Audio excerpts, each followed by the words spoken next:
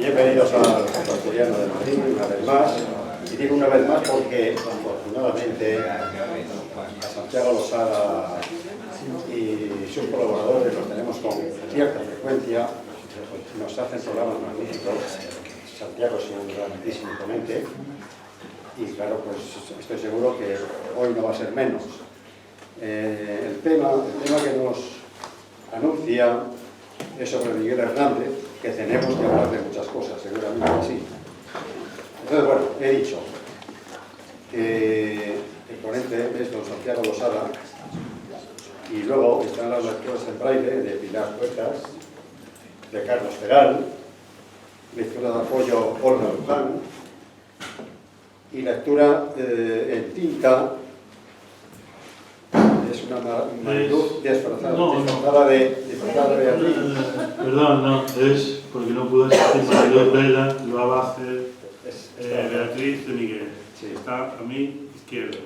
Bien, bueno, pues indudablemente yo no voy a entrar en el tema porque para eso está Santiago Losada y sus colaboradores. Entonces, meterme yo en ese berenjenal, lo dejo en las manos de quien sabe y viene preparado para ello. Simplemente decir que aquí seguramente hay más de una persona que se siente poeta, que le gusta la poesía. Y aquí los cuartos martes de cada mes, hay toda una sesión de poesía fantástica y el que quiera, el que tenga ganas de expresarse, puede hacerlo subiéndose aquí a la tribuna y dejar constancia de sus cualidades poéticas. Digo cuarto martes de cada mes, lo repito, porque hay meses que tienen 5.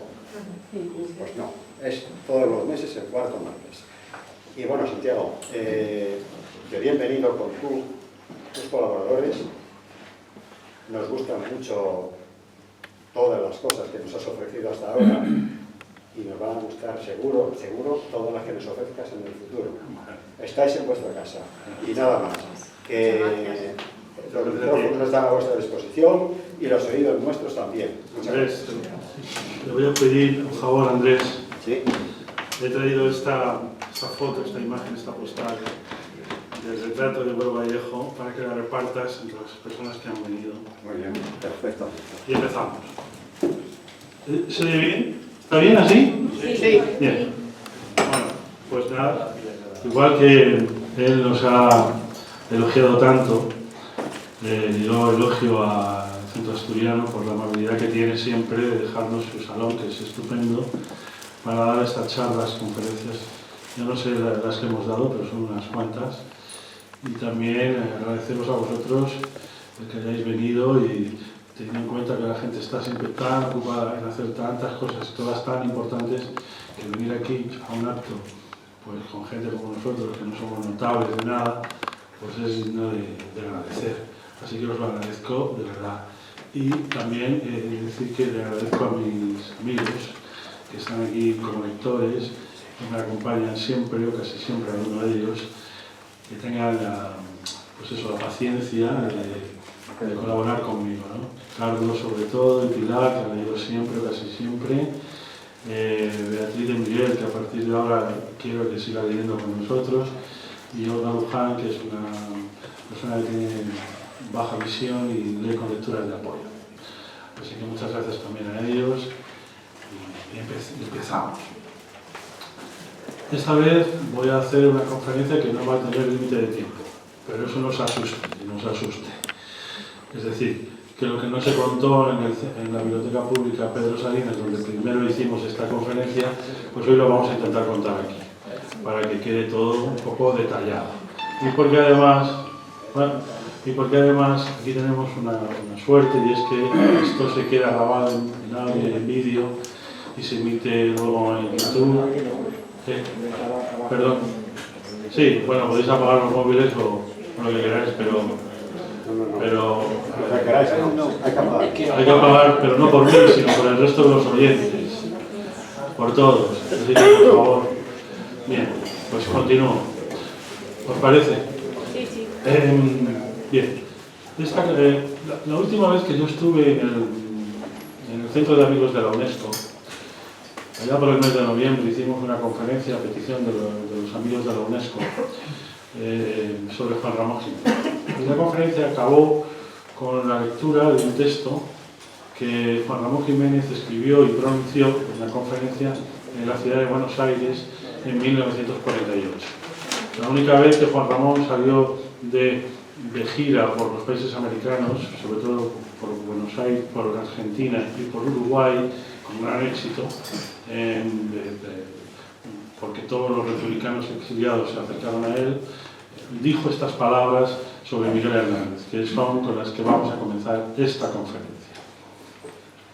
En 1948, en Argentina, después de criticar la actuación durante la guerra de León Felipe y de elogiar la del poeta cubano Pablo de la Torriente, el comisario amigo de Miguel y del músico Gustavo Durán, general del ejército republicano, escribió: de los poetas españoles muertos durante la guerra, los más señalados fueron Miguel de Unamuno, Antonio Machado, Federico García Lorca y Miguel Hernández. De ellos, el que peleó en los frentes y no quiso salir de su cárcel, donde se extinguía tísico y cantando sus amores, mientras otros compañeros siguieron detenidos, fue Miguel Hernández, héroe de la guerra. Decir esto que yo digo es justo y es exacto. Pues sí, estas palabras de Juan Ramón las vamos a ir rubricando en este itinerario biográfico y poético que vamos a hacer de Miguel Hernández. Bueno, yo voy a confesar una cosa. Todo lo que yo he aprendido de Miguel Hernández a lo largo de estos meses que he estado trabajando sobre él, leyendo sus poemas, sus libros y escritos sobre él, he de reconocer que hay un escritor que conoce su obra al dedillo y que además lo sabe comunicar muy bien. No se puede dejar de citar a José Luis Ferris, que es quien me ha servido de apoyo para todo lo que yo voy a contar aquí. José Luis Ferris ha escrito un libro magnífico que yo recomiendo, si alguna vez no sabéis qué leer, no tenéis idea de qué podéis leer el libro de José Luis Ferris, que lleva por título Pasiones, cárcel y muerte de un poeta. Está publicado en el 2002 por Temas de Hoy, pero hay una edición muy reciente, muy próxima, me parece, del año pasado. José Luis Ferris es el que más sabe y el que mejor lo sabe decir, porque a veces el que más sabe no lo sabe contar bien, y José Luis Ferris lo cuenta muy bien. Este es el único dato bibliográfico que voy a dar. Si alguna vez alguien, después de la charla, quiere alguna referencia bibliográfica más, yo se la doy. Pero no puedo dejar de citar al señor José Luis Ferris y agradecerle su trabajo impagable sobre es un paisano suyo, porque José Luis Ferris es también alicantino. Para construir este itinerario biográfico, voy a partir de una fecha. Pues voy a marcaros una fecha significativa. Esa fecha significativa es 1931. En 1931 todo el mundo sabe, y si no lo sabéis, bueno, seguro que rápidamente lo vais a recordar, hay un hecho histórico. El 14 de abril se proclama la Segunda República Española. Hagamos un poco una memoria para atrás, miremos hacia atrás, cerremos los ojos y instalémonos en aquellos años, en 1931.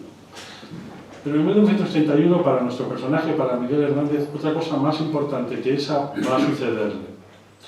Y es que sortean los quintos de su pueblo. Y es una posibilidad, la posibilidad que él ha estudiado de poder salir de su pueblo. ¿Cuál es su pueblo? Pues ya lo decimos, Orihuela. Él sueña con salir de Orihuela, quiere marcharse de allí, como todo el que quiere y nace en un sitio, quiere salir y buscar otro. Y a él le pasa exactamente igual. Pero lo que para mí hubiera sido una alegría enorme, y para muchos de mi generación, cuando sorteamos los quintos, para él va a ser una gran decepción. Va a salir excedente de cupo. No va a poder ser, el ejército no va a poder ser. Hostia. Entonces él hace un intento de ir al gobierno militar de Murcia a ver si se reengancha de alguna manera, ¿no? A ver si hay suerte y con esta gente Y entonces va a ocurrirle algo que yo cuando leí los textos me fijé mucho en ello y me quedó como muy grabado. Este pequeño detalle, ínfimo detalle, pero para mí muy notable detalle. Orihuela, que sepáis, supongo que lo sabéis porque habéis viajado por allí, está a 23 kilómetros de Murcia y a 57 kilómetros de Alicante. Está al sur de Alicante y forma parte de la provincia de Alicante. Bueno, él, que vive a 23 kilómetros de Murcia, no ha conocido el mar y ya tiene 21 años. Y va a ser, y esto es lo que a mí yo quiero destacar, va a ser en este viaje a Murcia, en el tren, desde la ventanilla del tren, cuando se va a encontrar por vez primera, con el mar. Y va a contar, la persona que estaba a su lado, es el testimonio, no voy a decir su nombre, porque entre todas las cosas tengo muchos nombres en la cabeza y no he querido aprender más, pero es un periodista, que se va a destacar con los años, va a ser el testigo de las expresiones de Miguel Hernández mirando por la ventanilla del tren, viendo el mar por primera vez a los 21 años, viviendo solo a 23 kilómetros del mar. Qué grande, qué inmenso, qué grandioso es cuando se junta con el cielo. Yo tengo un recuerdo nítido personal de cuando conocí el mar por primera vez. Y cuando vi que Miguel Hernández había conocido el mar a los 21 años, dije, ¡guau! Yo lo conocí a los 14. Mi padre, que fue quien me lo enseñó, a los 44. El mar no va a estar muy presente en su poesía. La naturaleza sí, pero el mar no. Sin embargo, Alberti, como sabéis, pues el mar está siempre rodeando toda su primera poesía. Cada uno es hijo de sus historias. Para marcar este momento, 1931, voy a citar una serie de personajes. Es necesario que haya unos personajes que nosotros tenemos que tener en consideración para construir este itinerario. Hasta 1931, ¿quién le ha acompañado en la vida a Miguel Hernández? Y después de 1931, ¿quién le va a acompañar? Este es el corte. Hasta 1931, naturalmente le ha acompañado un personaje que lleva por nombre Miguel Hernández Sánchez. Es su padre. Su padre es tratante de ganado. Compra ganado en Marruecos y lo vende en Barcelona. Lo vende en Barcelona, lo pastorea en Orihuela y lo vende en Marruecos con la ayuda de un hermano que tiene allí en contacto, que es su hermano. Este es su oficio. De este modo se gana la vida. ¿Y quién pastorea ese ganado? Pues en principio él y luego sus hijos, que tienen ese destino final, ese destino. Su hijo mayor Vicente, luego su hija siguiente Elvira, luego el tercero, que será nuestro protagonista, Miguel, y después 4 niñas más, de las cuales 3 van a morir, la que más va a vivir son 5 años. Y por último, Encarnación. Pero el padre de Miguel no es ese padre que tuvo Federico, que tuvo Luis Buñuel, o que tuvo mucha gente. Al contrario, va a impedir que su hijo desarrolle todo el potencial poético que lleva dentro, toda la carga de ansia literaria, de ansia de aprender que tiene. Él no quiere ser pastor ni por asomo.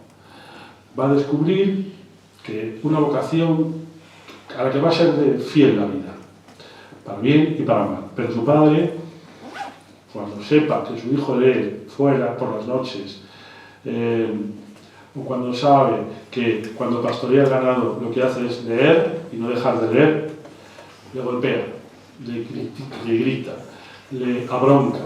Y son broncas y golpeos serios, severos, que sus hermanos dan cuenta de ello. Y esas broncas, esos golpes, son golpes que él recibe en la cabeza. Os podéis imaginar las broncas. Estas broncas, él dirá siempre que aquellos golpes que recibió en su adolescencia y en juventud le provocaron los terribles dolores de cabeza que luego padeció durante su madurez. Para daros un detalle más de cómo era la figura del padre, solo hay que decir un hecho puntualmente conocido. Cuando recibe la condolencia por la muerte de su hijo, 2 días después de que éste falleciera, él solo tuvo estas palabras para su hijo.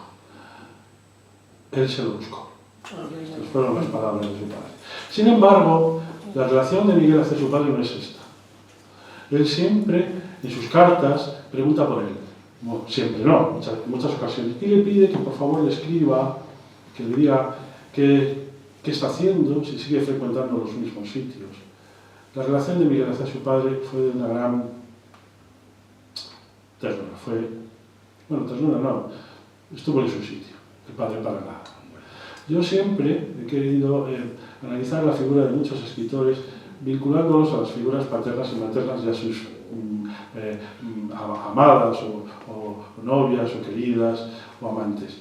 Y aquí también lo voy a hacer un poquito, porque aquí no se puede evitar a un personaje femenino, a dos personajes femeninos que son muy importantes en la vida de Miguel. Pero ya llegaremos a esos personajes, para no perdernos en el hilo argumental. Hemos hablado ya de este primer personaje, nos hacemos una idea, hablamos del segundo personaje, Concheta. ¿Quién es Concheta? Concheta es Concepción Gilabert. ¿Cómo se llama Miguel Hernández? Pues Miguel Hernández se llama Miguel Hernández Gilabert, es su madre. Para que os hagáis una idea de cómo era, pensar, esto es muy frecuente en aquellos años, pero pensarlo también, en 10 años tuvo 7 partos, perdió 3 hijos. Los 3 hijos, las 3 hijas siguientes al nacimiento de Miguel. Miguel siempre tuvo conciencia de la existencia de esas 3 hermanas. Una de ellas llegó a vivir hasta los 5 años. Para su madre siempre tiene Miguel las mejores de las palabras. Y además no solo las mejores de las palabras, la reivindicación de que estas mujeres que se van empequeñeciendo con el paso de los años y embruteciéndose en teoría, no embruteciéndose en su sensibilidad, sino en las formas de su cuerpo, tiene palabras que recuerdan la poesía del niño Quintero, palabras de denuncia. Este es otro personaje. Vamos a por el tercer personaje. Es necesario marcar estos personajes para que podamos hacer una buena lectura de la obra y de la vida. Lo repito mucho, pero bueno. Tercer personaje, Luis Almarcha. Cuando Luis Almarcha llega a Orihuela, tiene 23 años. Bueno, perdón. Sí, tiene 23 años. Porque Miguel Hernández, no lo he dicho, lo digo ahora para que quede ya claro, nace el 30 de octubre de 1910. De 1910. 30 de octubre. En ese momento, Luis Almarcha tiene 23 años. ¿Y quién es Luis Almarcha? Pues Luis Almarcha es el canónigo. Es un muchacho que llega allí y se va a instalar como canónigo. Es el que poco a poco va a irse haciendo con la vida cultural católica de la ciudad. Orihuela es una ciudad que huele a religión por todas partes. Es la Oleza que cuenta Gabriel Miró en sus novelas. Nuestro padre San Daniel, el obispo leproso. La Oleza es Orihuela. Orihuela es una ciudad con catedral, tiene montones de edificios religiosos y es una ciudad que huele a religión, que huele a catolicismo por todas partes. Luis Almarcha se va a convertir con el paso de los años, para que nos hagamos una idea de la importancia que va a tener este hombre en la vida de Miguel. Luis Almarcha con el paso de los años se va a convertir en obispo de León. Más tarde va a fundar la Biblioteca de Autores Cristianos, la BAC, junto con otros, y finalmente será procurador en las Cortes de Franco por designación directa del caudillo, de Francisco Franco, del general Franco. Va a tener su firma, el poner su firma en un papel, era como ponerla a Franco, tenía la misma capacidad de resolución que pudiera tener la firma del general. Lo digo porque cuando llegamos al final de la vida de Miguel, Luis Almarcha va a tener un papel importante, pero también lo va a tener aquí, ahora, porque Luis Almarcha se va a convertir en el ideólogo católico de los jóvenes con inquietud de Orihuela. Es decir, les va a ayudar porque les va a prestar su biblioteca, su excelente biblioteca en la que Miguel leerá de una manera insaciable, porque Miguel va a ser un poeta autodidacta. Cuando he querido remarchar que el padre es el dueño del ganado que pastorea a Miguel, he de decir que Miguel no pastorea otro ganado que no sea el suyo. La familia no es pobre, es humilde, pero no es pobre. Miguel es pastor de Orihuela, pero el ganado es el de su padre. para que nos hagamos una idea de qué tipo de vida, de precariedad tiene. Son humildes, pero no son pobres. Tiene. Y el padre de Miguel tiene pues, una sensibilidad relativa hacia lo que ocurre y quiere escolarizar a su hijo y lo hace, lo escolariza. Lo escolariza primero lo escolariza en el colegio de Santo Domingo, que es un colegio regentado por los jesuitas. Atención a este dato, porque este colegio en el que él va a aprender a sumar, las reglas de la aritmética, sumar, restar, multiplicar y dividir, y a leer y escribir, este colegio se va a convertir tiempo después en una cárcel, en una checa. Y ahí va a ir a parar Miguel, también. Pero llegaré a este momento dentro de un ratito. Ahora estamos con que Luis Almarcha no solo le ayuda en la formación, le apoya en la lectura, le deja o le ayuda en la máquina, comprándole o ayudándole a comprar la máquina de escribir con la que le escribe. Y además es quien le ayuda, quien le permite publicar en los periódicos, uno de Orihuela, El Pueblo, y el otro de Murcia, La Verdad. Porque ¿quién es el dueño de esos periódicos? Los jesuitas. ¿Y quién está al frente de los jesuitas? Luis Almarcha. Dejo a este personaje solo con un dato más para que os hagáis una idea de quién era, de la importancia que va a tener y la fuerza que va a tener durante los años del franquismo. Luis Almarcha escribió un libro que lleva por título Mi cautiverio durante el dominio rojo. Bien, pues ya tenemos tres personajes, nos quedan los amigos. Los amigos son José Marín, Carlos Fenol, Jesús Poveda, colegas, chavales estupendos que tienen inquietud, sensibilidad literaria, que crean su propia tertulia, y todos esos, de todos ellos va a destacar uno, sobre todo, sobremanera, José Marín.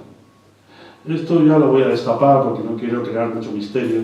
José Marín es un chaval, es un muchacho que va a cambiar, le gusta hacer juegos gráficos con su nombre y lo va a transformar y va a quedar con ese nombre, ya registrado para siempre, de Ramón Sige. Ramón Sige es una variante de la grafía de José Marín. El nombre real es José Marín, pero él va a firmarlo todo y a pasar a la historia de la literatura española como José Marín. Digo, como Ramón Sige. Bueno, estamos en el 31, ya hemos citado estos personajes, para seguir en el avance. Estamos en el 31, finales del 31, noviembre, no ha conseguido salir de Orihuela a través del ejército, excedente de cupo, y necesita ir a Madrid, quiere ir a Madrid, y va a buscar financiación. ¿Y de dónde sale esa pequeña financiación? Pues la financiación va a salir del dinero que le va a prestar su amigo Ramón Sige y otros amigos, su madre, Luis Almarcha. Consigue un poco de dinero, y con ese poco de dinero viene a Madrid. ¿Qué busca en Madrid? Viene a finales de noviembre a Madrid, finales de noviembre del 31, y va a permanecer en Madrid hasta mayo del 32.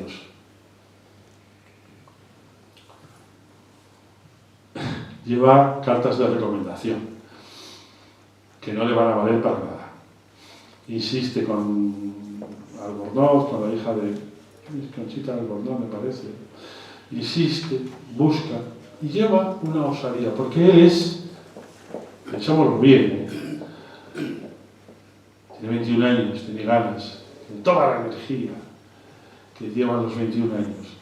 Y le escribe a Juan Ramón, al Juan Ramón que acabamos de citar, le escribe a Juan Ramón una carta para que le ayude a buscar un trabajo o alguna cosa en Madrid con la que poder permanecer aquí.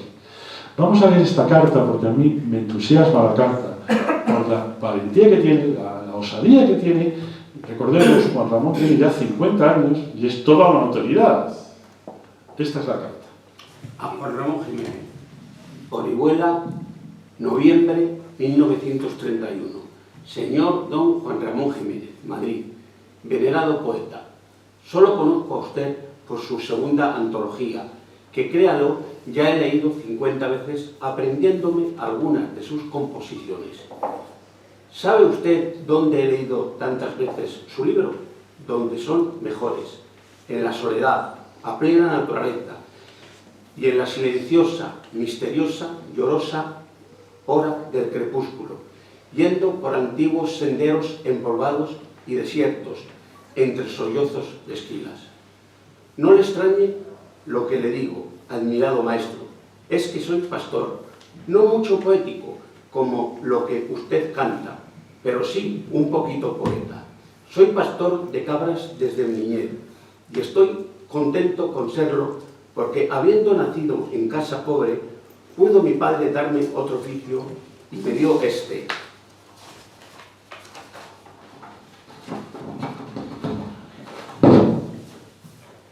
Que fue de dioses paganos y héroes bíblicos. Como le he dicho, quiero ser un poco poeta. En los prados, por los que hierro con el cabrío, ostenta natura su mayor grado de belleza y pompa. Muchas flores, muchos ruiseñores y verdores, mucho cielo y muy azul, algunas majestuosas montañas y unas colinas y lomas tras las cuales rueda la gran era del Mediterráneo. Por fuerza he tenido que cantar. Inculto, tosco, sé que escribiendo poesía profano el divino arte. No tengo culpa de llevar en mi alma una chispa de la hoguera que arde en la suya. Usted, tan refinado, tan exquisito, cuando lea esto, ¿qué pensará? Mire, odio la pobreza en que he nacido. Yo no sé por muchas cosas, particularmente por ser causa del estado inculto en que me hallo, que no me deja expresarme bien ni claro y decir las muchas cosas que pienso. Si son molestas mis confesiones, perdóneme y ya no sé cómo empezar de nuevo. Le decía antes que escribo poesía. Tengo 1 millar de versos compuestos sin publicar. Algunos diarios de la provincia comenzaron a sacar en sus páginas mis primeros poemas, con elogios. Dejé de publicarlos en ellos. En provincia leen poco los versos y los que los leen no los entienden. Y heme aquí, con 1 millar de versos que no sé qué hacer con ellos. A veces me he dicho que quemarlos tal vez fuera lo mejor.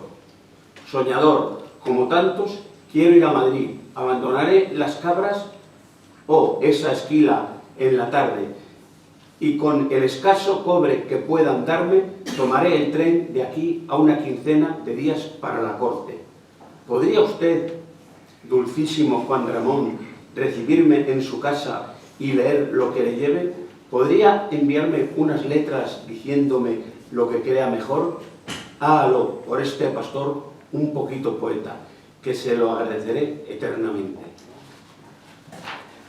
Bueno, pues ¿saben ustedes lo que contestó Juan Ramón? A esta carta. No contestó. No contestó nada. Pasó. Pero ya veremos que Juan Ramón se va a portar con Miguel Hernández de una manera magnífica. Pero todo llegará, porque todo se acelerará. Estamos en mayo del 32. Él ha conseguido hablar con Ernesto Jiménez Caballero, que le hace un reportaje en la revista Provisional Literario, y bueno, vuelve a Orihuela hundido físicamente, porque pasa hambre, no puede pagar la pensión, no puede comer, se queda prácticamente en la indigencia, y bueno, tiene que volver, ha sido un fracaso. Como le decía, ¿quién se lo decía? Su madre. Bueno, vuelve. Y la picaresca de la vida. Tiene un billete, pero es un billete irregular. Cuando llega el revisor del tren, ve que el billete no es correcto. Se detiene, le hace bajar en la cárcel de San Juan y va directamente a la Guardia Civil. Y ahí es detenido, golpeado. Es la primera de las detenciones de las cárceles que va a sufrir Miguel Hernández. Miguel Hernández sufrió 13 cárceles, no 13 detenciones. Estuvo en 13 cárceles diferentes, 4 detenciones. Esta es la primera. Golpeado, llama, escribe a Ramos Igé, a su amigo, para pedirle por favor que le envíe el dinero que le falta para llegar con el billete hasta su pueblo. Y Ramos Igé así va. Días después recibe ese dinero, consigue ya el billete y vuelve a Orihuela. Pero las cosas que parecen haber salido mal, no han salido mal en un sentido, sobre todo, es que Miguel no ha dejado de escribir. Su vocación literaria no se ha perdido, es un tipo fuerte, tiene mucha voluntad. Es lo que llamarían muchos un escritor de raza. No sé qué es un escritor de raza, pero si hay que poner un ejemplo, pues Miguel Hernández. Porque este, a pesar de los pesares, esté donde esté, y ya veremos, escribirá. Y además con talento, porque no se trata de escribir y escribir, sino encima hacerlo con talento y sensibilidad. Y a Miguel Hernández eso no le va a faltar nunca. Le va a escribir en cualquier sitio y en cualquier condición física. Bueno, en el 32 va a conocer a una persona. Estamos ya de vuelta en Orihuela. Consigue un pequeño trabajo que le proporciona a Ramos Igé a través de su padre, el padre de Ramos Igé, que es un comerciante y tiene una notaría con la que tiene contacto, en fin, un trabajo administrativo que no le da para nada. Pero bueno, consigue ese trabajo y tiene con ese el poco dinero que le sirve para no ir a pastorear, que supongo yo el padre le obligaría también a pastorear. Y sin embargo está escribiendo, no para de escribir y está en la redacción de un libro que va a ser pues, su primer libro, que todo el mundo yo creo que conoce. Es el libro que lleva por título Perito en Lunas, es un libro escrito en octavas reales, es un libro muy barroco, es un libro hermético, es un libro luterano, gongorino si quieren, porque Miguel cree que todavía la poesía está orbitando alrededor de la figura del 27 de Góngora, ¿no? El año 27 cuando se celebra la conmemoración del aniversario de Góngora, ¿no? Que es por lo que se conoce esta famosa generación del 27. Esta forma de catalogar la literatura española, pues el 27 por aquellos actos que se hicieron en conmemoración de Góngora. Y él cree que todavía la poesía anda por ahí. El asunto es que escribe estas octavas reales que están muy bien, que demuestran una pericia enorme en el dominio del verso y en el uso de las imágenes. Y el libro lo va a publicar, casualmente, lo va a publicar en Murcia, en el año 33, en los talleres de La Verdad. ¿Recuerdan quién dirigía La Verdad? ¿Quién era el dueño? Luis Almarcha. Luis Almarcha le permite la publicación en La Verdad del libro, en una colección aparte del propio diario. Y ese libro ya tiene un libro. Ese libro, lo que no pudo ser en Madrid va a ser en Murcia, va a ocurrir en Murcia. Lo que no ocurrió en Madrid ocurrirá en Murcia. Allí tendrá un encuentro con Federico García Lorca. ¿Cómo? ¿Cómo es posible? En Murcia, Federico García Lorca. ¿Cómo se explica la presencia de Lorca allí? Y encima en los talleres de La Verdad. Que la casualidad esta vez une a los dos grandes poetas del siglo pasado, para mí. Porque Lorca está allí, porque está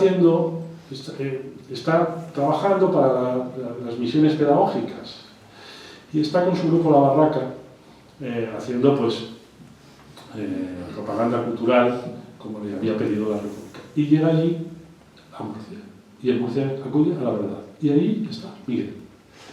Y tiene una conversación entre los dos, muy estupenda. De la conversación se deduce que Miguel le pide ayuda, parecida ayuda, más franca todavía, que la que le ha pedido a Juan Ramón, que no funcionó. Y el cuento sigue de esta manera. Lorca, cuando deja el taller, cuando deja la redacción de La Verdad, sigue con sus historias, le escribe a Miguel una carta, ya muy conocida, una carta, en la que le dice pues, que siga trabajando, que no deje de trabajar, que siga esforzándose, que el primer libro de un poeta siempre es mal recibido, que allí en el ambiente que está... En fin, le da elogios, pero le da elogios que a Miguel Hernández no le sirven de nada. No le sirven de nada. Porque lo que él busca es apoyo. Buscar algo que le ayude a trasladarse a Madrid, un trabajo. algo más que simplemente palabras. Al cabo de un tiempo, es Miguel quien le escribe a Lorca, sin ningún tipo de tapujo, sin ningún tipo de complejo. No, le va a llamar Calorré y le va a decir abiertamente que le dé ayuda, que le ayude y no le dé otras historias. Esta carta, que la va a leer ahora Beatriz, marca el punto de desencuentro definitivo entre los dos poetas, porque nunca Lorca estuvo a gusto al lado de Miguel Hernández. Y la carta fue el detonante de algo que entre los dos no funcionó. Cuando quieras, Beatriz.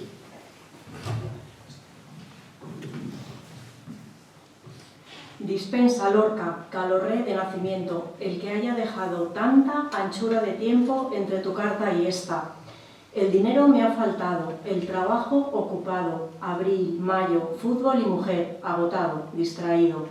Tanto aprendo aquí que creo que hasta estoy aprendiendo a dejar de ser poeta. No puedo leer por no tener libros, escribir por no leer, estudiar por no leer también, luchar porque mi enemigo es mi arma, mi poesía. Que no sea vanidoso de mi obra no es vanidad, amigo Federico Lorca, es orgullo malherido. Gracias por tu deseo de que mi obsesión de poeta incomprendido sea separada de mí. Aún no venía tu carta por el camino cuando ya me había divorciado de ella. Soy, sin ser nada, comunista y fascista. ¿Hablas con tus algunos amigos para que se ocupen del libro? Mándame los libros y revistas que puedas. Si me lo pides, te mandaré algún poema para alguna. Pienso enviar mi libro próximo a medias ya al concurso nacional. A partir de esta carta, Miguel, fichada el 30 de mayo de 1933, Federico dio por concluida su relación con el poeta oriolano. Sí.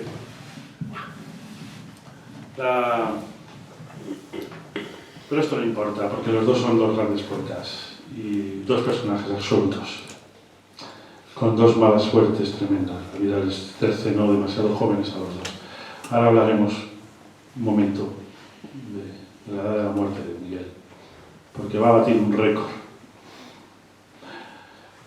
En el 32, a la vuelta de ese viaje fallido, cuando va a trabajar a la notaría que le ha proporcionado el padre de Ramón Sige, durante el camino se encuentra, pasa por un taller de costura y allí se fija en una muchacha.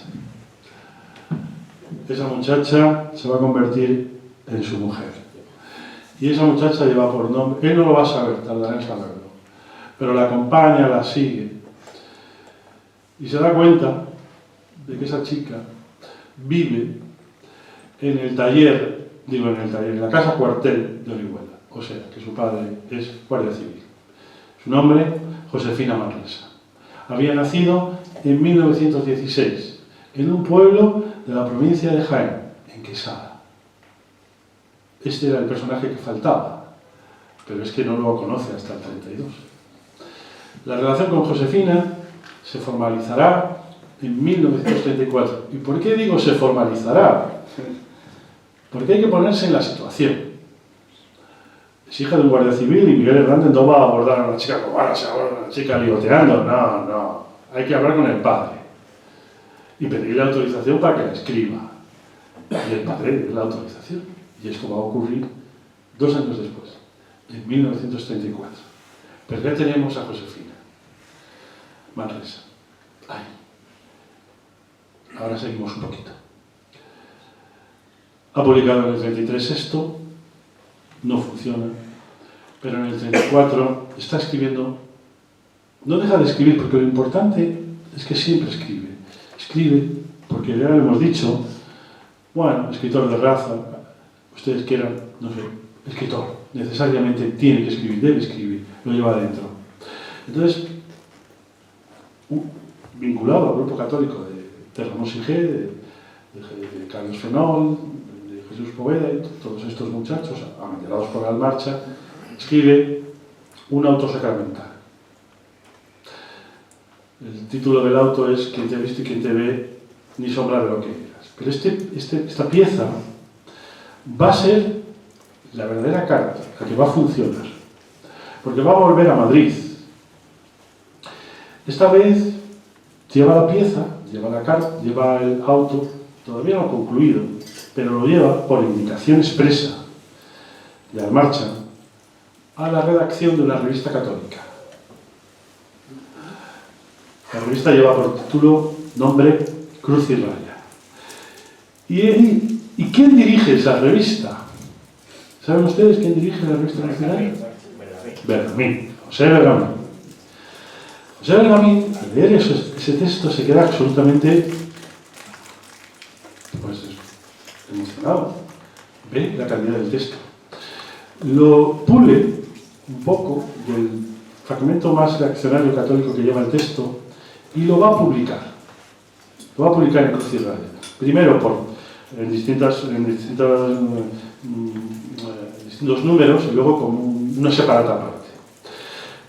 Pero no es la publicación del texto lo que le va a abrir las puertas a Miguel Hernández de lo que estaba buscando, es la redacción. Allí se va a encontrar con todos. Allí se va a encontrar con María Zambrano. Allí se va a encontrar con su gran amigo, el que va a ser su gran amigo, el que va a dejar de ser su gran amigo, Ramón Siger, y se va a transformar en un nuevo amigo, del que luego voy a dar unas cuantas palabras, luego voy a decir unas cuantas palabras. Este segundo gran amigo, imprescindible, no hablar de él si se habla de Miguel Hernández en el inicio de su poesía. Este personaje lleva por nombre Pablo Neruda. Allí, en esa redacción, va a conocer a Pablo Neruda.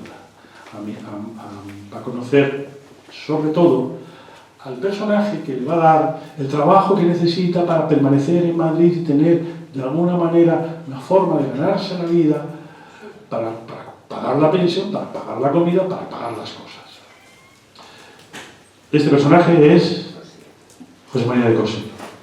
¿Y qué trabajo le va a dar José María de Cossío? Mi amigo Joaquín lo sabe sobradamente, pero ustedes a lo mejor no. José María de Cossío está absolutamente absorbido en un proyecto magno, que son la enciclopedia de los toros, que la va a publicar Espasa Calpe. Y Juan Ramón va a ser, pues, su secretario. ¿Y qué funciones va a tener? Las funciones del secretario van a ser recoger datos de eventos taurinos y luego escribir semblanzas de toreros.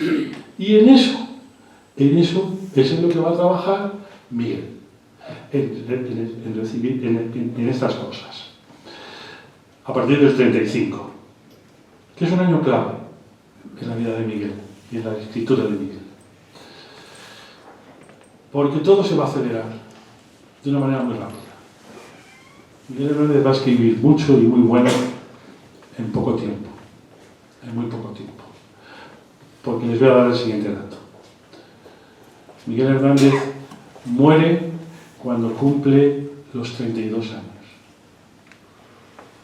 Es el escritor en lengua española más joven en morir. Solo le ha adelantado otro, un siglo anterior. De la misma categoría. Estamos hablando de escritores que son incontestables, que son indiscutibles, que puede uno mover. Pero ¿quién le adelantó un siglo antes? Pues Mariano José de Larra, que se suicida, se pega un tiro a los 28 años. Tiene este maldito récord el señor Hernández. Tuvo mala suerte. Pero avanzamos. ¿Os aburro? Entonces, seguimos un poquito. Vamos avanzando al año 35. Hay una estupenda relación que no puedo dejar de citar con María Zambrano. María Zambrano, pero ahora explicaré por qué se entendieron tan bien María Zambrano y Miguel Hernández. Se entienden porque los dos van a pasar por una fase de decepción amorosa. La revista y el mundo de Cruz y Raya le abre a Miguel la oportunidad de tratar con mucha gente. Y una de las gentes con las que va a tratar es con la famosa escuela de Vallecas, escuela de pintores. ¿Y ahí quién está? Pues Alberto Sánchez, el pintor que luego tendrá en la Unión Soviética, de Jaime Palencia y Maruja Mayo. Y Maruja Mayo va a ser, ustedes lo deben de entender, Maruja Mayo, Josefina era la chica del pueblo, la novia, pero no había feeling, el deseo sexual no estaba satisfecho. Y Maruja Mayo es lo que va a hacer. Satisfacer el instinto inmediato, tanto el suyo como el de Miguel. Y su relación va a ser tempestuosa, dura y difícil. Porque Maruja Mayo ya venía de tener una relación tempestuosa, dura y difícil, también muy distinto con Rafael Alberti. Por supuesto, en la redacción ya conoce a Rafael Alberti, conoce a María Teresa León, estamos citando, le conoce a todos los que son en ese momento los paladines de la literatura, de la escrita, que todavía no están reconocidos. Bien. Bueno, pues como Maruja Mayo tiene una affair que empieza en mayo del 35. Con ella va de excursión a los alrededores de Madrid, porque él es un hombre de pueblo que le encanta la naturaleza. Y con Maruja es una gallega que también le gusta lo mismo. Y a la Escuela de Vallecas mira mucho, una de sus ideas centrales es la relación entre la creación literaria y el ambiente y la naturaleza. Y Miguel viene al pelo, es como un guante para esa escuela. Está escribiendo un libro de poemas, unos sonetos, que van a dar lugar al famoso libro El rayo que no cesa, que se va a publicar en enero del 36. Y se está escribiendo durante el verano y el otoño del 35. Mientras está trabajando para Cosillo, mientras está metido de lleno, ya muy relacionado con Pablo Neruda, que también le va a dar la clave para que trabaje con él en la famosa revista Caballo Verde para la poesía.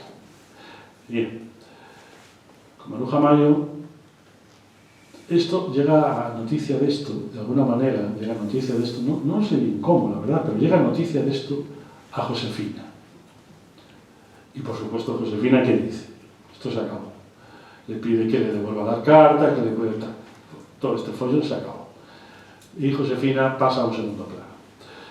En la anterior conferencia cité una frase de Maruja Mayo muy significativa.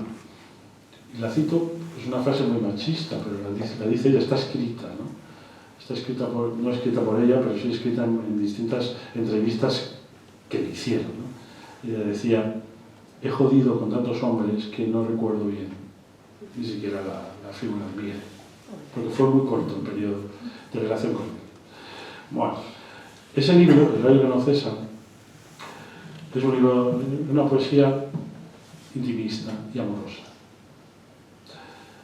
Para mí hay 4 o 5 grandes libros de poesía intimista amorosa que se escriben en ese periodo, en este momento, y que no han sido superados.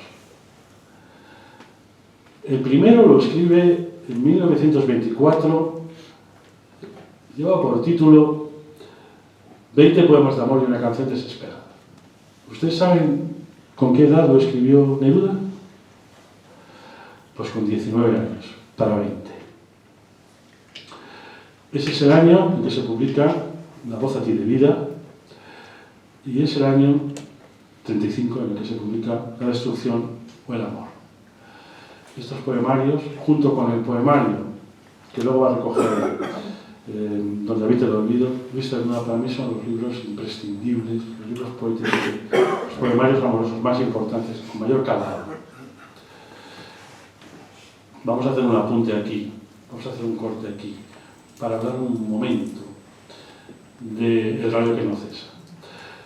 Os dije que había una relación entre María Zambrano y Miguel, porque María Zambrano también tenía...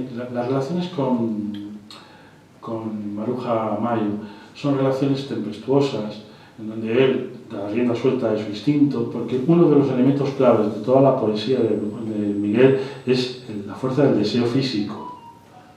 Siempre. Los personajes se desean físicamente. Eso es una clave de su poesía. La otra clave es la exaltación de la naturaleza. La naturaleza está muy patente. porque él es un hombre del campo, que sabe distinguir cuando llega la primavera del verano, cuando nacen los corderos, cómo brota la sangre, cómo ocurren las cosas, cómo es la llegada del verano, ¿no? Todo eso, todo ese torrente de naturaleza está en sus poemas. ¿Cuál es la última condición, la última clave de su poesía, la que más se le significa? Pues es la más dramática, la honda grandeza del sufrimiento humano. Y eso está en los libros que a partir de ahora va a escribir, sobre todo en los dos últimos libros. Pero estamos en el Valle de César. Vamos a leer dos poemas. Por un lado, Carlos va a leer de esos poemas, casi todos están dedicados a Maruja Mari, están escritos pensando en ella, pero hay 3 poemas que están escritos pensando en Josefina Manresa. Esos poemas son Me tiraste un limón y tan amargo, Una querencia siento por tu acento y Te me mueres de casta y de sencilla. Carlos va a leeros Una querencia siento, tengo por tu acento. Y quiero haceros una observación. Me encanta la palabra acento. Todos llevamos el nuestro. Una querencia tengo por tu acento, una apetencia por tu compañía y una dolencia de melancolía por la ausencia de aire de tu viento.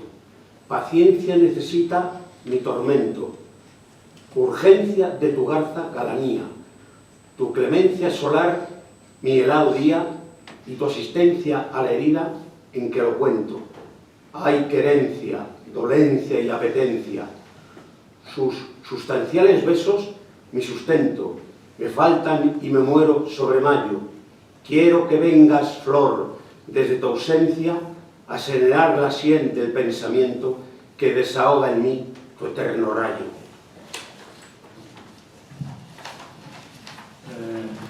El otro poema es Me tiraste un limón y tan amargo. Me tiraste un limón y tan amargo, con una mano cálida y tan pura, que no menoscabó su arquitectura y probé su amargura, sin embargo. Con el golpe amarillo de un letargo dulce pasó a una ansiosa calentura mi sangre, que sintió la mordedura de una punta de seno duro y largo. Pero al mirarte y verte la sonrisa que te produjo el limonado hecho, a mi voraz malicia tan ajena, se me durmió la sangre en la camisa y se volvió el poroso y áureo pecho una picuda y deslumbrante pena. Bueno, este poemario tiene una dedicatoria que me importa resaltar. La dedicatoria es a ti sola. Luego viene una subdedicatoria que está honradamente destinada a Maruja Mari, pero que Josefina no terminó de entender. Y Miguel, en un acto de reconciliación, le escribió una de su puño y letra para cuando concluye la relación con Maruja Mari, que va a concluir muy tempranamente, concretamente el 6 de enero de 1936. Pero antes sucede un hecho muy notable, muy importante para Miguel. En la Nochebuena de 1935, la Nochebuena o para la Navidad, muere de una manera repentina Ramos y G. Ramos y G, que había avanzado cada vez más en un catolicismo extremista, ultracatólico, y que se había distanciado ideológicamente de su amigo, como no podía ser de otra manera, sin llegar a tener un roce del todo, porque la presencia de Neruda y de los demás ya le habían hecho cambiar a Miguel. Sin embargo, la muerte de Ramón para Miguel es un mazazo enorme, ¿no?, cuando la conoce. Y entonces escribe la famosa elegía a Ramos y G, que es uno de esos poemas que están tocados por el halo no sé, de la sensibilidad más auténtica, ¿no? Transmite sensibilidad. Está a la misma altura este poema de lo que pudiera ser las coplas a la muerte de su padre, de Jorge Manrique, o el llanto por Ignacio Sánchez Mejías, que escribiera Lorca. Son poemas que son cimas literarias. Ustedes deben de saber que Ramón Sige muere con 22 años y que el poema lo escribe Miguel con 25. Y empieza con esta frase ya muy conocida, con esta dedicatoria, este preámbulo. En Orihuela, su pueblo y el mío, se me ha muerto como del rayo Ramón Sige, a quien tanto quería.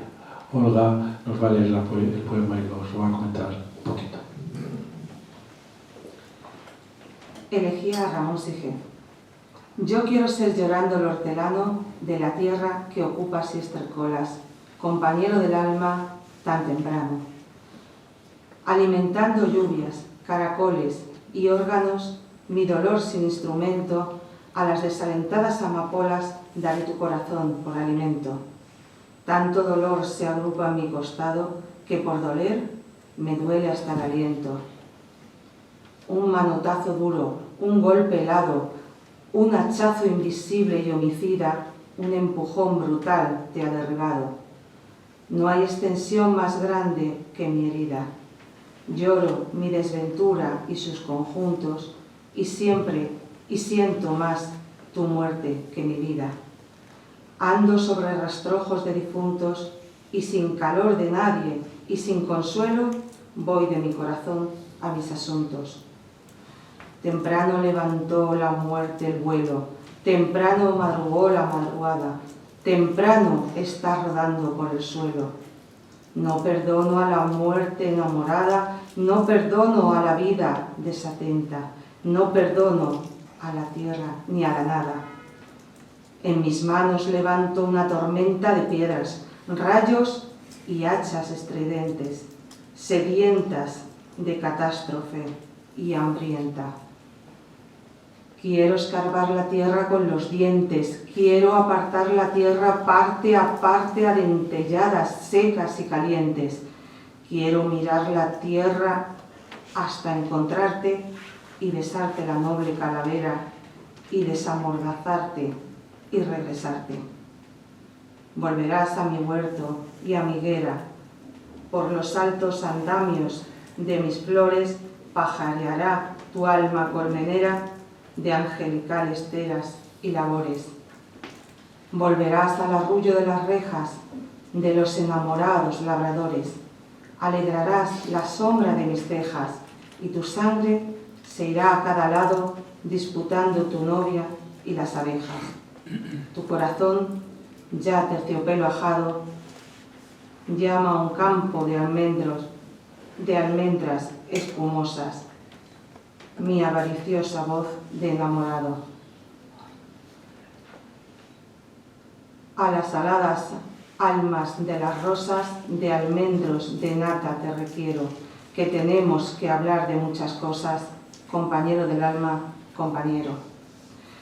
Bueno, como ha dicho Santiago, os voy a hacer un comentario de la elegía, pero bueno, la verdad es que se me antoja difícil poder comentar algo de este calibre, algo que está escrito con tanto sentimiento y con tanto dolor.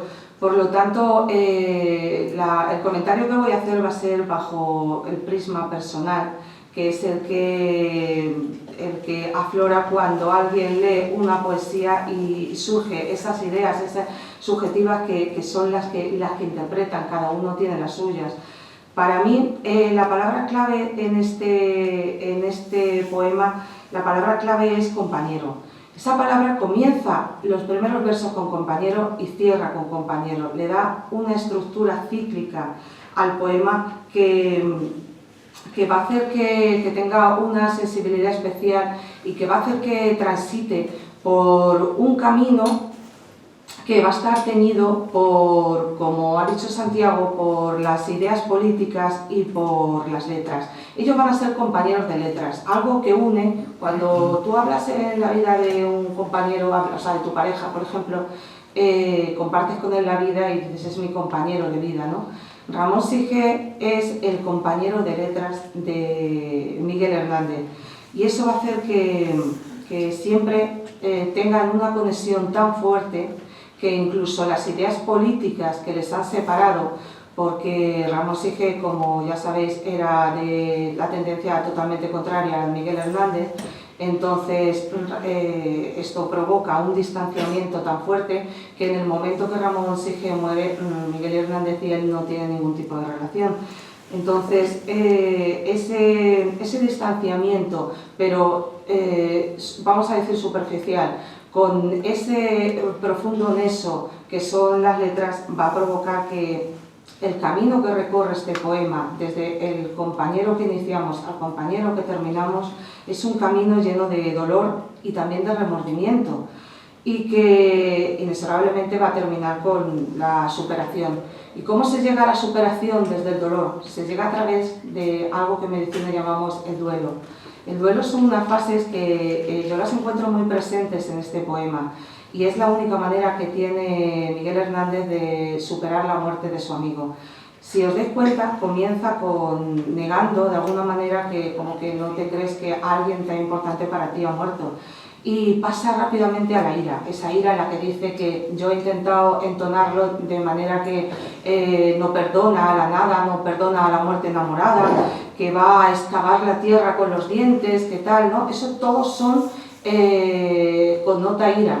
Y como nunca se puede estar tan arriba, demasiado tiempo para poder superar algo, va a caer rápidamente en la depresión. Y dice en el poema que él va a dentelladas, va a minar la tierra y dice, y de pronto baja otra vez el tono y dice, para besar tu noble calavera.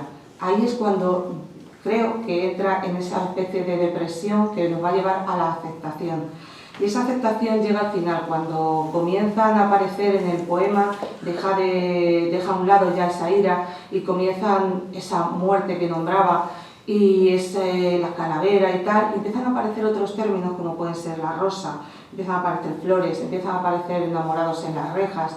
Todos esos términos nos van introduciendo en un sosiego, en una paz que el poeta le va a llevar a esa resignación, a esa aceptación de la muerte de su amigo.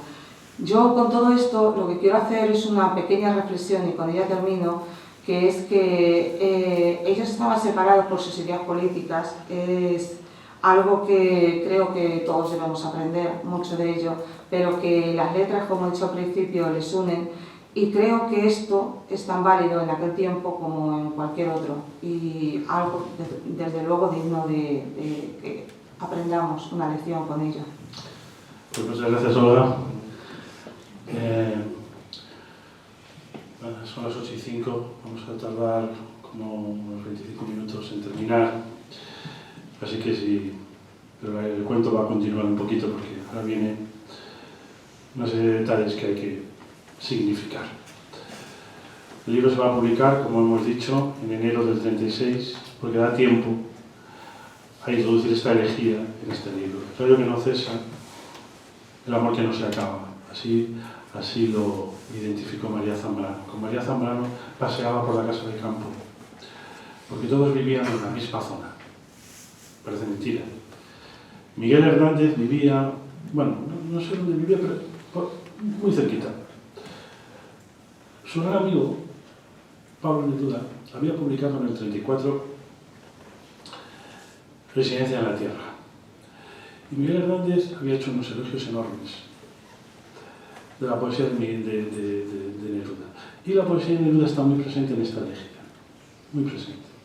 La forma literaria, el uso de la naturaleza tal y como la plantea Neruda está aquí, está recogida en la elegía.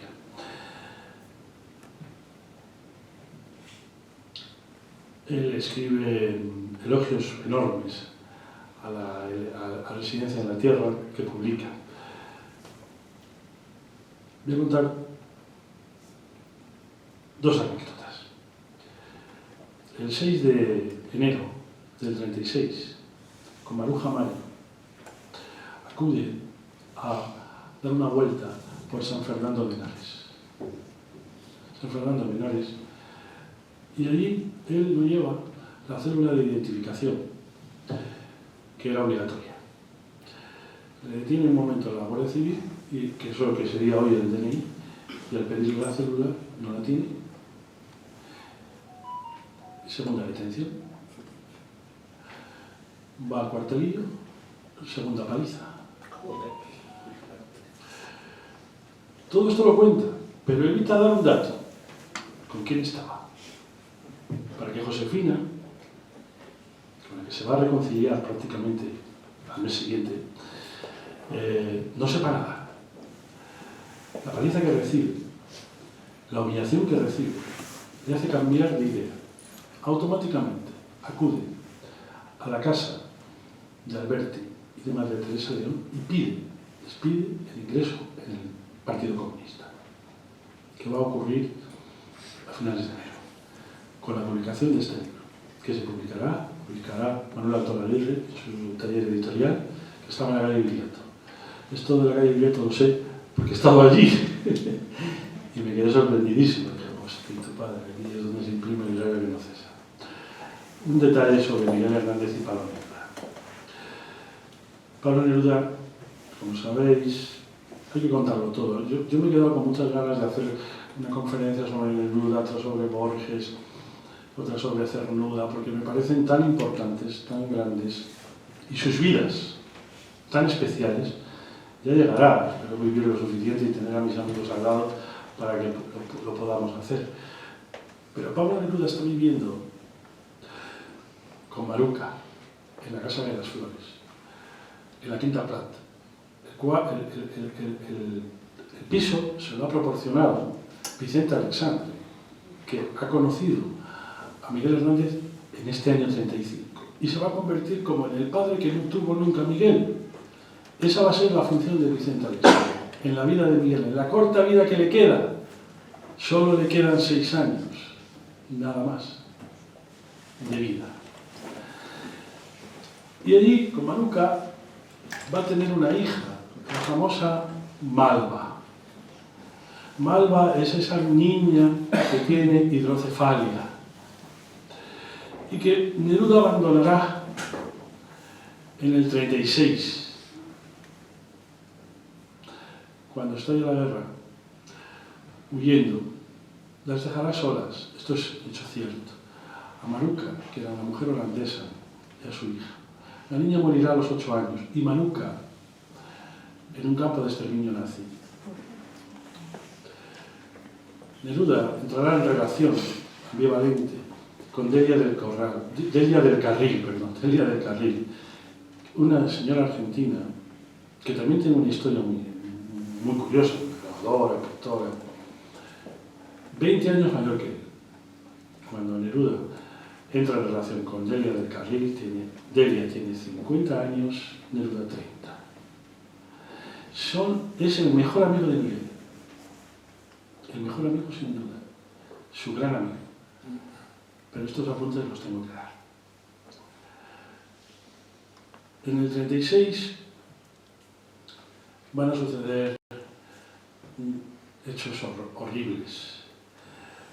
En agosto del 36. La relación con Josefina se restablece.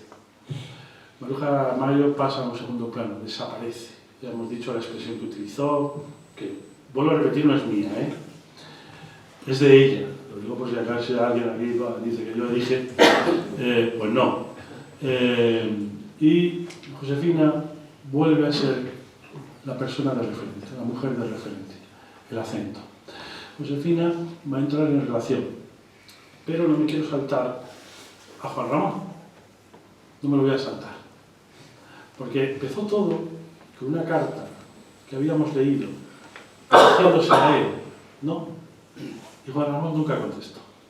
Ahora va a contestar, ahora ya va a contestar, porque algunos de los sonetos y la elegía se publican en la Revista de Occidente.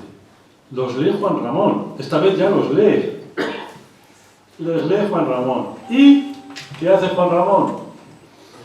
A pesar de las críticas que había hecho Miguel Hernández en la revista Caballo Verde para la poesía contra la poesía pura de Juan Ramón, donde hablaban de una poesía impura, al leer los poemas queda arrebatado y Juan Ramón contesta: yo quiero pensar aquella carta de 1931, que nos la va a leer. Nos va a leer primero Beatriz, nos va a leer los elogios de Miguel hacia Juan Ramón y luego el gran elogio, el magnífico elogio que no escribía nunca. Juan Ramón, para elogiar a alguien había que sudar tinta. Cuando quieras.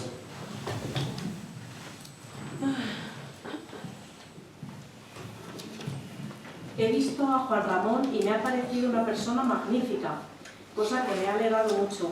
Estoy verdaderamente emocionado por la atención con que me distingue y siento no poder decírselo a él, porque no quiero ni me gusta dar el incienso cara a cara. Verdad contra mentira. Este es el texto que escribe Juan Ramón en el diario El Sol, a partir de la lectura de esos poemas. Sí. Verdad contra mentira, honradez contra venganza.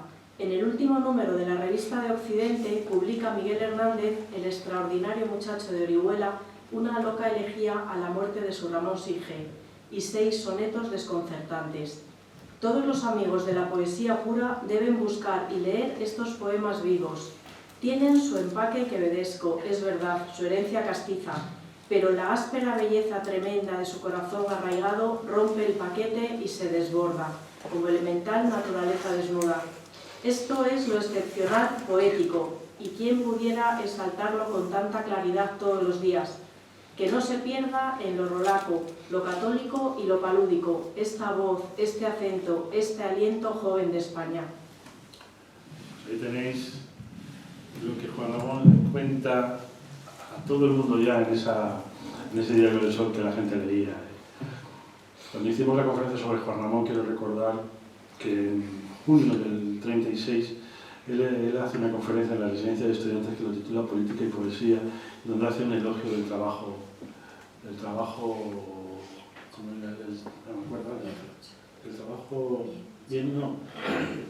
gozoso.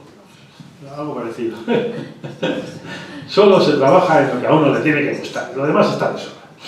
Eso es lo que dice Juan Ramón, un mes antes de que estalle la guerra.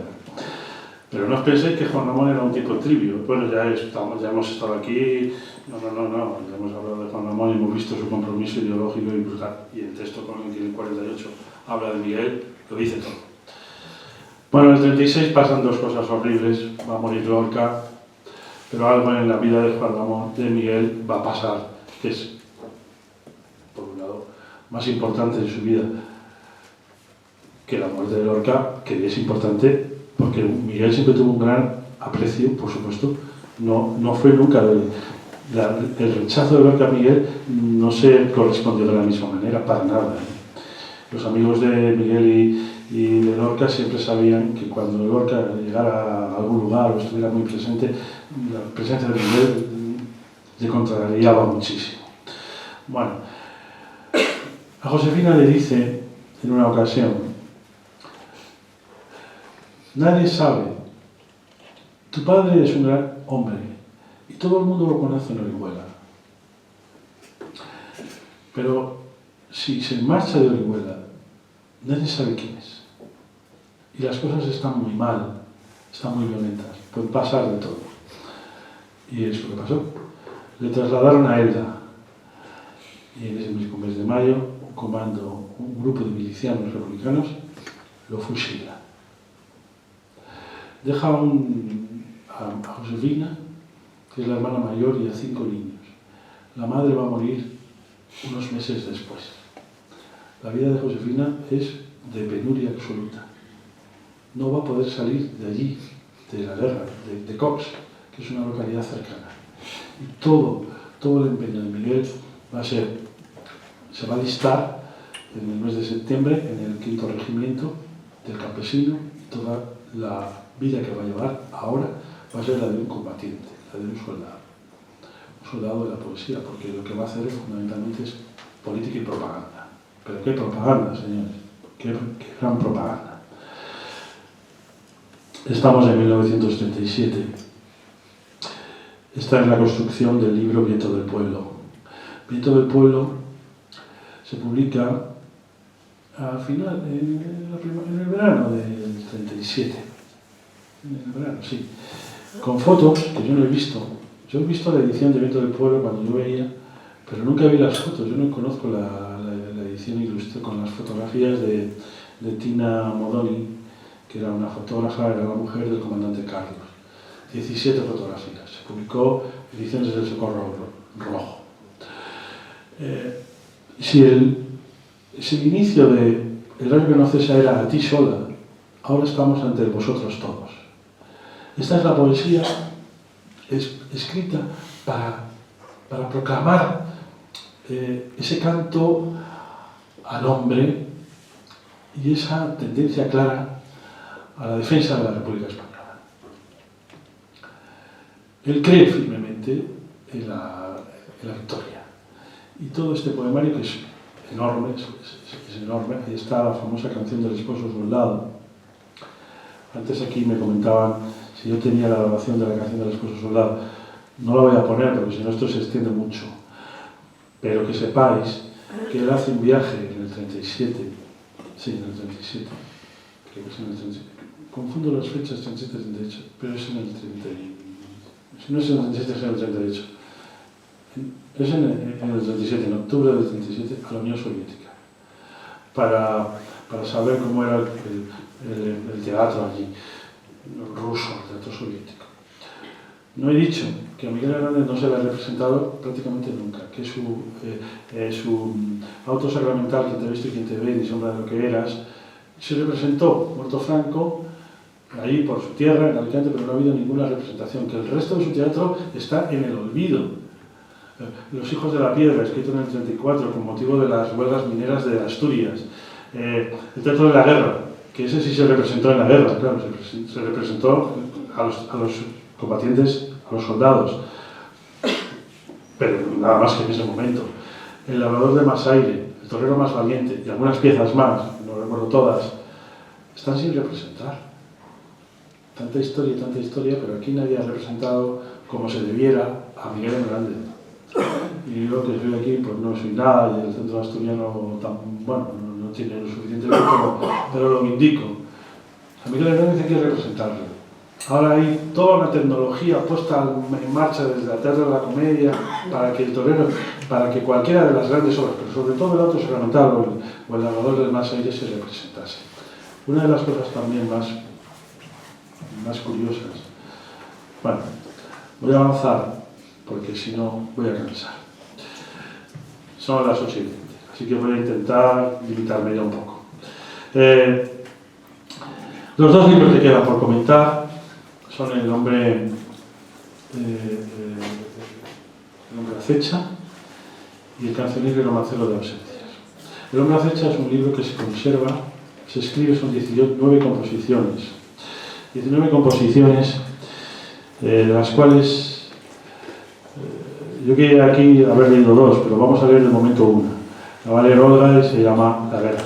El hombre acecha es la visión de Miguel cuando ya la guerra está avanzando, es una carnicería y la razón de la sinrazón se impone por todas partes. Y el sentimiento de frustración frente al hombre acecha al hombre, ¿quién tiene la verdad? ¿Qué locura es esta? Es lo que refleja este libro de poemas, El hombre acecha. Son 19 composiciones, se conservan, un manuscrito lo conservaba José María Cosillo y otro lo conservaba Antonio Rodríguez Molino, porque toda la edición fue destruida cuando las tropas nacionales entraron en Valencia. Voy a leer el poema número 78 del cancionero y romancero de ausencia. Titulado Guerra.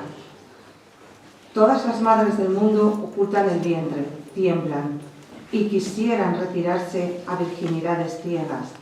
el origen solitario y el pasado sin herencia. Pálida, sobrecogida, la fecundidad se queda. El mar tiene sed y tiene sed de ser agua la tierra. Alarga la llama el odio y el amor cierra las puertas. Voces como lanzas vibran, voces como bayonetas, bocas como puños vienen, puños como cascos llegan, pechos como muros roncos, piernas como patas recias. El corazón se revuelve, se atorbellina, revienta. Arroja contra los ojos súbitas espumas negras. La sangre enarbola el cuerpo, precipita la cabeza y busca un hueco, una herida por donde lanzarse fuera. La sangre recorre el mundo, enjaulada, insatisfecha. Las flores se desvanecen, devoradas por la tierra. Ansias de matar invaden el fondo de la azucena. Acoplarse con metales todos los cuerpos anhelan, desposarse, poseerse de una terrible manera. Desaparecer. El ansia general, creciente, reina. Un fantasma de estandartes, una bandera quimérica, un mito de patrias, una grave fricción de fronteras. Músicas exasperadas, duras como botas, huellan la paz de las esperanzas y de las entrañas tiernas. Crepita el alma, la ira. El llanto relampaguea. ¿Para qué quiero la luz si tropiezo con tinieblas? Pasiones como clarines, coplas, trompas que aconsejan devorarse ser a ser, destruirse piedra a piedra. Relinchos, retumbos, truenos, salivazos, besos, ruedas, espuelas, espadas locas abren una herida inmensa. Después, el silencio, mudo de algodón, blanco de vendas, cárdeno de cirugía, mutilado de tristeza. El silencio. Y el laurel en un rincón de osamentas. Y un tambor enamorado como un vientre tenso suena detrás del innumerable muerto que jamás se aleja. Sí. Bueno, el comentario, he elegido este, Santiago me dijo que eligiera uno del cancionero y yo he elegido este porque me parece que es el más adecuado para unirlo a la elegía que he leído antes, fundamentalmente por dos ideas. La primera es porque en los dos subyace la misma idea de muerte, y tanto en uno como en otro, en la elegía la muerte del amigo, aquí la muerte del soldado, del hombre que va a la guerra. Pero además lo he hecho porque creo que es la contraposición perfecta para explicar los dos tipos de poemas que a nivel personal distingo en Miguel Hernández. Si en la elegía dije que era una estructura a nivel circular, aquí creo que es una estructura a nivel quebrado, son líneas rectas que son como los pasos de los soldados. Si os dais cuenta, hay momentos en los que va enumerando conceptos que de alguna manera nos dan una sensación de zigzag. En pintura, por ejemplo, sabéis que las líneas curvas denotan sentimientos y las líneas quebradas denotan la frialdad, ¿no? Entonces, en este poema de guerra, ¿qué hay más frío que una guerra? Sin embargo, en el otro teníamos la calidez del amigo que se pierde. Por lo tanto, esa estructura en zigzag que os digo, yo la asemejo a los pasos de un hombre, que son los pasos del soldado que va a la guerra. Y puedo distinguir en el poema como cuatro pasos, cuatro momentos de esos andares. Y además en los dos hay un paralelismo entre el hombre y la guerra. Los dos van al final a cohesionar uno con el otro. ¿Y de qué manera? Pues primero va a ser, en el inicio del poema habla del vientre, que es el vientre, la madre que manda al hijo a la guerra, ¿no? La madre pare un hijo, ese es el hijo que va a ir a la guerra, pero además también comienza hablando de la guerra que nace. Veréis, perdonadme. hablando de la guerra que acaban haciendo, por ejemplo, cuando habla de fuego que prende la llama, dice, alarga la llama al odio y el amor cierra las puertas. Ahí están haciendo de alguna manera esa guerra también, igual que justo antes acaba de hablar del vientre. Si seguimos con esos pasos hacia la guerra, esos soldados que se dirigen a la guerra, vamos a encontrar en un segundo paso que tenemos un inicio, un crecimiento, luego vamos a tener un clímax y el fin. En ese crecimiento encontramos al hombre, encontramos a la guerra, pero encontramos también a las ideas. Las ideas, por ejemplo, se ven muy bien reflejadas en los versos que dice: la sangre enarbola el cuerpo, precipita la cabeza. Estamos en ese camino de crecimiento hacia la guerra. Está enarbolada, esas ideas se enarbolan en la cabeza.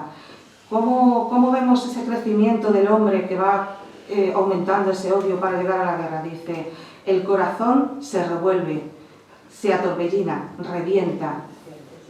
Y hablamos después de la guerra, como estábamos hablando de esa guerra que ha nacido y que también crece. En estos versos dice, la sangre recorre el mundo, enjaulada, insatisfecha.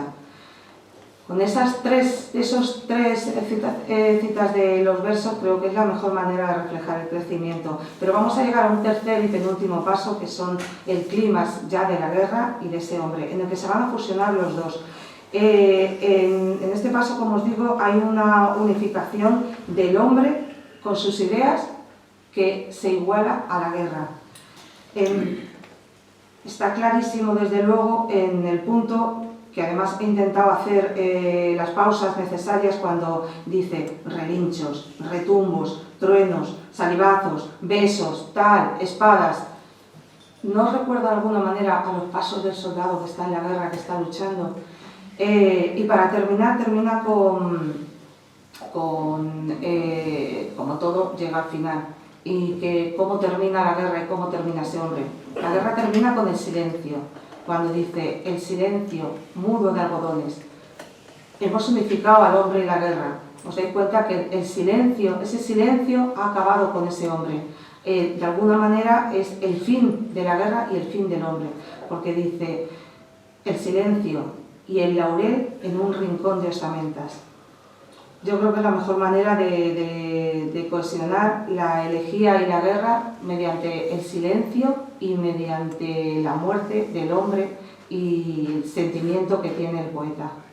Muy bien. Bueno, el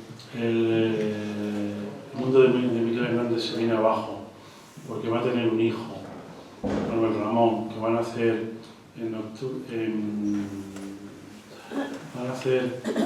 diciembre del 37 y va a morir 10 meses después, en noviembre del 38. La muerte de su hijo, de su primer hijo, Manuel Ramón, es un impacto. Es el comienzo de los poemas que van a hacer el cancionero y romancero de la presencia. Y que van a hacer también el hombre acecha. Cuando muere su hijo, su estado anímico es brutal, muy triste. Él tiene que pasar, y aquí viene un poco la referencia a lo que os he dado, este retrato que le hace Bueno Vallejo. Va a conocer a Bueno Vallejo en un sanatorio en Benicàssim para soldados con estrés. Allí se van a conocer, cuando todavía estamos la guerra no ha terminado, está la guerra, bueno, está en pleno auge. Allí se conocen los dos. Luego se van a volver a ver en la prisión de Conde de Toreno, cuando ambos estén condenados a la muerte. Allí se verán de nuevo por segunda vez. Todavía no se sabe quién es, Antonio Bueno Vallejo. Le quedan muchos años todavía, bueno, no muchos, pero unos cuantos, para publicar Historia de una escalera, que se publica en el 48. Es una persona inquieta, dibujante, quiere ser dibujante, y dibuja Miguel Hernández. El único que tiene autoridad poética y literaria y conocido por todos es Miguel. Voy a hacer una pequeña referencia, que es cuando le hace ese retrato. Después los dos conmutarán la pena de muerte por 30 años. El propio Bueno Vallejo tendrá la fortuna de que la salud le ayude a sobrepasar esas cárceles y poder salir de allí, aunque fuera como condenado a muerte, mientras que Miguel va a ser trasladado a la prisión de Palencia, luego a la de Ocaña, en fin, una serie de prisiones para contraer una tuberculosis galopante que le va a llevar a la muerte por falta de medios para cuidar su salud. Ahí está Luis Almarcha, que pudo hacer por él casi todo, por lo menos evitarle la muerte en Alicante, cuando ya estaba desahuciado. Él se casa con Josefina en el año 37, pero ese casamiento no tiene validez y vuelve a casarse con ella en el año 42, en marzo del 42, 3 semanas antes de morir, cuando ya está desahuciado del todo. Lo sorprendente de todo esto, que cuento ya muy rápidamente para dar fin a la conferencia, pues sí, no te preocupes, si yo sé todo lo que sé de sobra lo que va a pasar. Lo sorprendente de todo lo que... Ahora vamos a leer 2 cartas. Me dice Carlos que lea. Nunca he dejado de pensar que se van a leer 2 cartas a Josefina. Las 2 del último año, escritas a mano. Toda la correspondencia que Miguel Hernández le escribe a Josefina se conserva. Más de 300 cartas. Lo sorprendente es que se conserva casi toda la correspondencia que Miguel Hernández envió a casi todo el mundo. No entiendo cómo. Es sorprendente para mí. Se conserva casi todo. Tuvo que romper una obra de teatro porque nadie se la quería publicar y nadie se la quería representar. El torero más valiente, que está dedicada, esto seguro que lo sabe Joaquín, no, amigo Joaquín. Si me lo dices tú, lo aprenderé.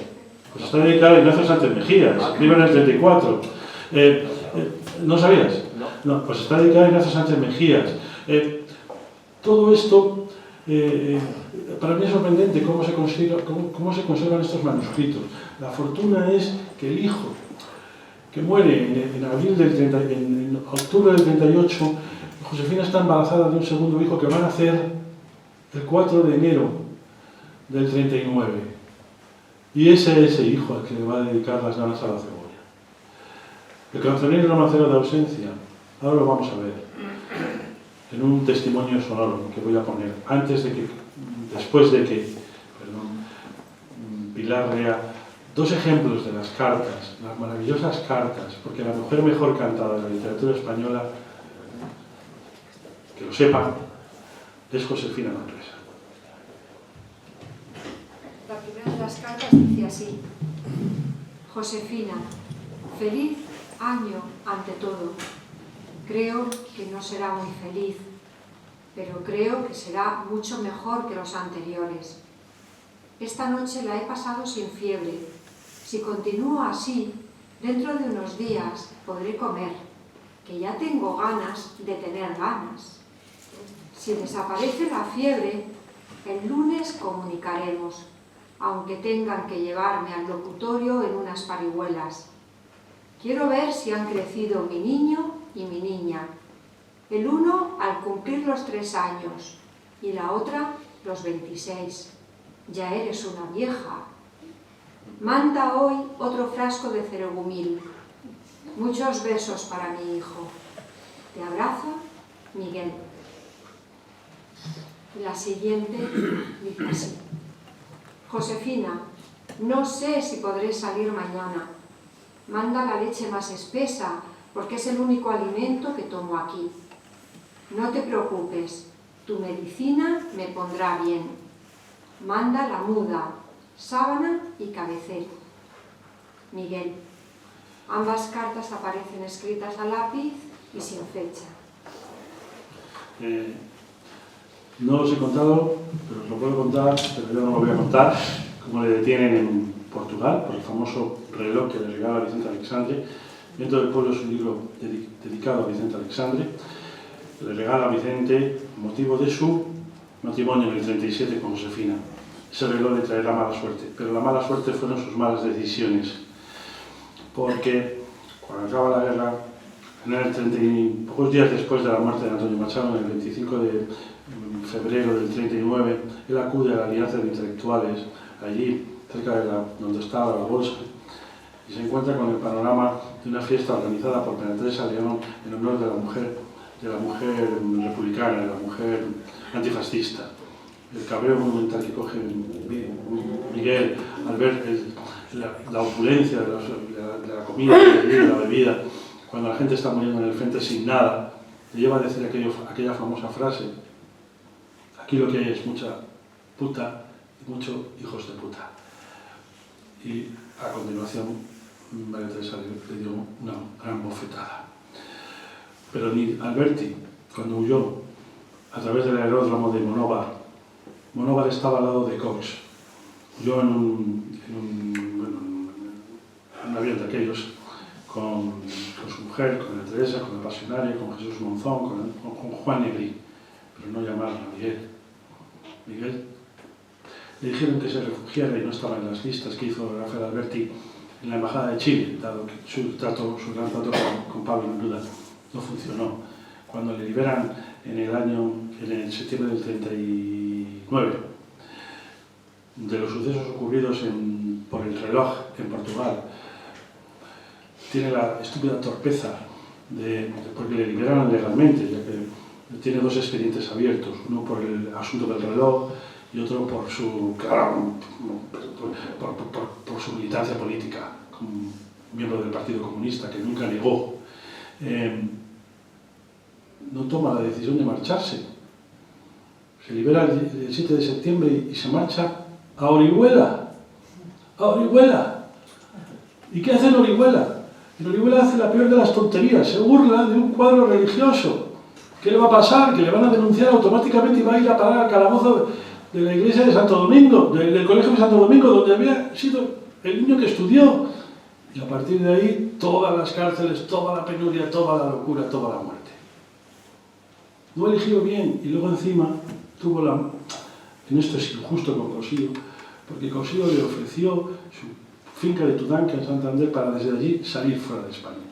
Se equivocó, no le ayudó la salud, no le ayudaron, nadie, al final le dejaron solo, murió solo, como murieron muchos republicanos españoles en las cárceles de Franco, que no murieron fusilados, pero los dejaron morir así, sin atención médica, de ningún tipo. Solo me queda daros noticia de lo que dice Hay un poema que se llama La Carta, y en ese poema hay un estribillo que es lo que figura en su epitafio. Dice: aunque mi amante cuerpo bajo la tierra esté, escríbeme a la tierra, que yo te escribiré. Y esto enlaza con el epitafio que tiene Antonio Machado allí en Collioure, que dice: late corazón, no todo se lo traga la tierra. Os voy a poner un fragmento de 8 minutos de Radio Nacional, donde cuenta Josefina cómo muere, y esto quiero que lo escuchéis tranquilamente, cómo muere en la cárcel Miguel Hernández. El testimonio es de Josefina, y la narradora es de Modesta Cruz, la gran Modesta Cruz, la estupenda periodista. Y deciros, bueno, nada más, vamos a escuchar esto y después de esto pues hemos dado por terminado, y gracias por vuestra asistencia, por vuestra paciencia, y escuchamos, ¿vale?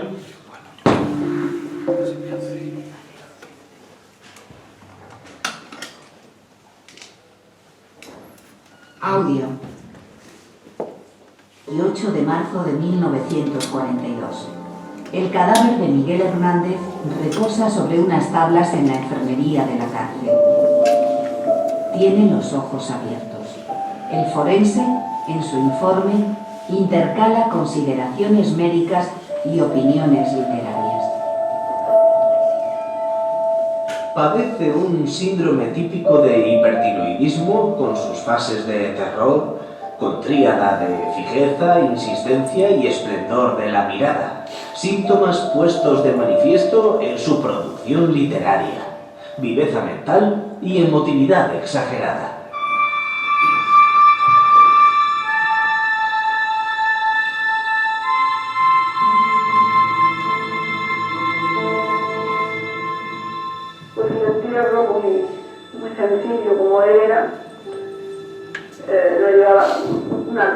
en silla, en un coche de caballos, sin corona, y íbamos 5 personas solamente en una tartana. Todo el camino cementerio era a un lado y a otro bancales, y ahí estaban los campesinos trabajando y se incorporaban y se tiraban el sombrero, y allí se quedó Miguel hasta el día siguiente que se dio sepultura. Allí se quedó solo, porque nos dijeron que no nos podíamos quedar allí porque iba a llevar preso a la fusilar, y nos tuvimos que venir con esa pena. No nos acostamos en toda la noche, y al día siguiente a las 10 se dio sepultura. Eso fue el fin de Miguel, la última cárcel que tenía el mismo espacio que las otras. 2 ladrillos y medio de cama.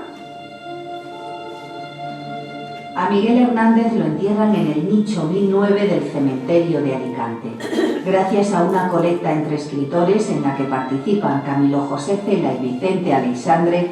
Se recaudan 3.000 pesetas y puede adquirirse una sencilla lápida de mármol.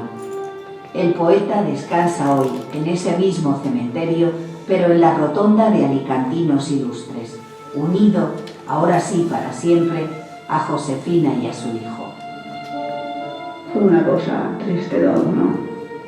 Todo deseo, todo fue deseo de estar juntos y de querernos, y toda nuestra vida desde que nos conocimos fue solamente el deseo de estar viéndonos y hablándonos y juntos. Que fue mala suerte en todo, porque yo también, cuando novios, me tenía que retirar muy temprano, tenía poco tiempo y tenía que ir. Fue de enamorarnos, que nos queríamos tanto, pues fue siempre el deseo de estar siempre juntos y querernos, y eso pues es lo que más nos falló siempre. Siempre fue esa mala suerte.